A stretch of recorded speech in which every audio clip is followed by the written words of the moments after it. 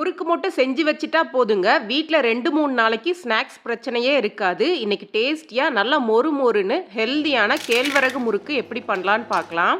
3 cup கேழ்வரகு மாவு எடுத்துருக்கிறேன். இதோடவே 1 கப் பொட்டுக்கடல மாவு எடுத்துக்கோங்க. இது எல்லாத்தையுமே நல்லா சலிச்சு எடுத்துக்கோங்க. சலிச்சு எடுத்ததுக்கு அப்புறமா 1 டேபிள் ஸ்பூன் வறுத்த எள்ளு சேர்த்துக்கோங்க. 1 டீஸ்பூன் தனி மிளகாய் தூள், தேவையான அளவு உப்பு சேர்த்து நல்லா கலந்து எடுத்துக்கோங்க. இப்போ 2 டேபிள் ஸ்பூன் உருக்குன வெண்ணெய் சேர்க்கிறேன். இது எல்லாமே நல்லா கலந்ததுக்கு அப்புறமா தேவையான அளவு தண்ணி சேர்த்து முறுக்கு மாவு பதத்துக்கு பிசைஞ்சுக்கோங்க. முறுக்கு மாவு பதம் பார்த்தீங்கன்னா சப்பாத்தி மாவை விட கொஞ்சம் இலக்கமா இருக்கணும். மாவு பார்த்தீங்கன்னா இந்த பதத்தில் இருக்கிற மாதிரி ரெடி பண்ணிக்கோங்க. தேவையான அளவு மாவு எடுத்துட்டு உணராம இருக்க மீதி மாவு மூடி வச்சிருங்க. இந்த கேழ்வரகு முறுக்கு பார்த்தீங்கன்னா நீங்க டைரக்டா எண்ணெயில புளிய முடியாது. அரிசி மாவுல இருக்கிற மாதிரி இதுல குளூட்டன் இல்லாதனால வழுவழுப்பு தன்மை கம்மியா இருக்கிறனால வேமா கட் ஆகும். அதனால கரண்டியில புழிஞ்சு எண்ணெய் காஞ்சதுக்கு அப்புறமா ஒன்னொன்னா போட்டு பொரிய வச்சு எடுத்துக்கோங்க.